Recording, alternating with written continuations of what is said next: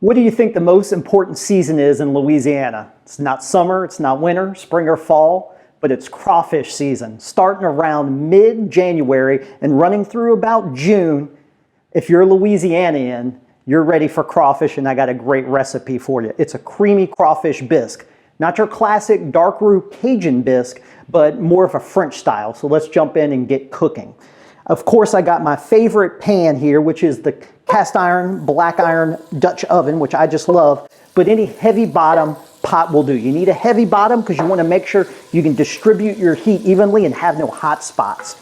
And what I've done is I've started to melt a little bit of butter, and this is what we're going to use kind of as our base. Again, we're doing a French style bisque. Think like your classic French lobster bisque, but with some Louisiana influence. Once your butter's melted, we're ready to start adding some onions into here. Also got some green bell peppers and some garlic.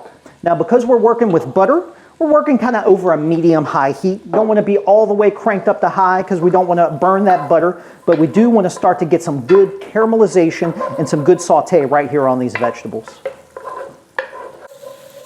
Once we have the vegetables nice and wilted, now we're going to go in with some flour. Just regular all-purpose flour. We're going to get that in there. And what the flour is going to do is start to pick up that butter. And this is your classic blonde French roux, which anytime we make a roux, we're using that to either thicken a soup or a sauce. So we get that in there, just enough to, it's going to pick up all that butter. We're also going to add some tomato paste. That goes in, and we're going to mix that into the roux mixture. And these are both of our thickeners.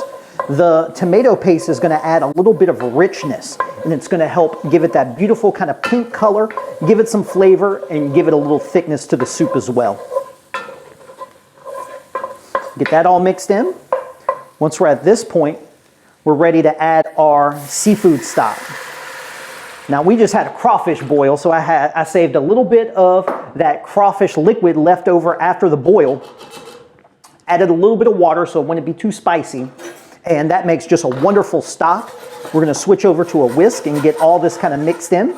But I'm a big fan of, if you don't have access to your crawfish boil water, well, of course, you want to add some kind of flavored liquid in here for your soup anytime you're ever making a soup. So a great alternative is go into the market, and oftentimes in that soup aisle, they have oftentimes these boxed broths. They can be chicken broth, vegetable broth, beef broth, but oftentimes you'll see a seafood one as well, and pick that up, and that'll give it some perfect flavor. If they don't have that, feel free to use a vegetable broth or a chicken broth because that's going to have great flavor also. Now, anytime we're using a stock with a roux, we need it to come up to a boil for it to thicken. Roux doesn't work until it's come up to a boil in which it will start to thicken. Once we start to simmer, we want it to simmer for about 5 or so minutes. That's going to help all these flavors start to marry together and start to build, and we start to get some of that nice thickness. Now that that's happened, we're ready to start flavoring this. Because we're working again in that classic French realm, I got a little bit of tarragon. Dry or fresh will be fine, either one. A little bit of sherry I'm going to put in here, about a cup. And that's going to add great flavor as well. In French cooking, oftentimes when you have something that's creamy, it's oftentimes going to be flavored with sherry. That's a classic combination. But since we are here in Louisiana, we need some big, bold flavors. So I'm going to shake a little bit of Creole seasoning in here. Creole seasoning is, you know, cayenne pepper, paprika, granulated onion, granulated garlic, and different herbs. And that's really going to kind of give this a bold, spicy, kind of fun flavor. And we're going to get that in there as well. Now, this is optional, but it's up to you. But if you like it kind of chunky and rustic, you're perfect at this point. But if you want it just a little more refined, a little more smooth, what we're going to do is we're going to go in here with an immersion blender and just puree this whole mixture.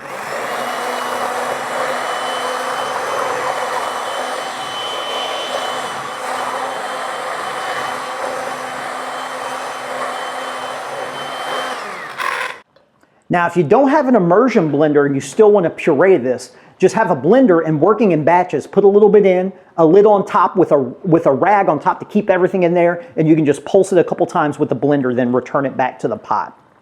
Now, to finish this soup off, we already have it seasoned. We want to come in with a little bit of heavy cream. This is what's going to make it that classic French bisque by giving it just some richness. and just make it nice and creamy, and that's exactly what we're looking for.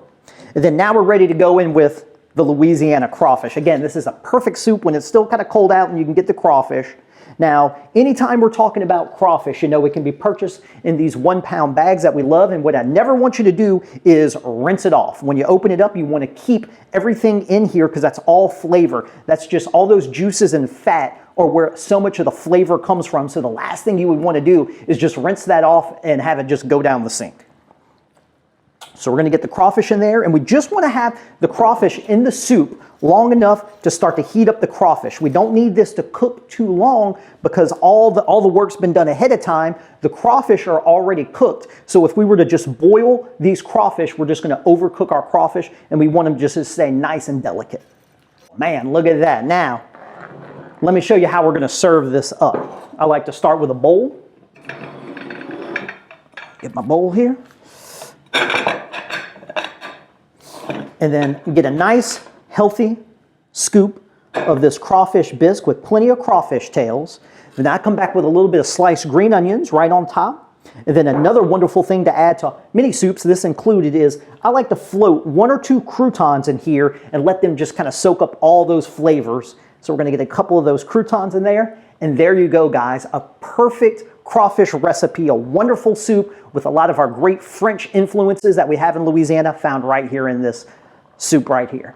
Thank y'all so much for tuning in. We'll see you next week.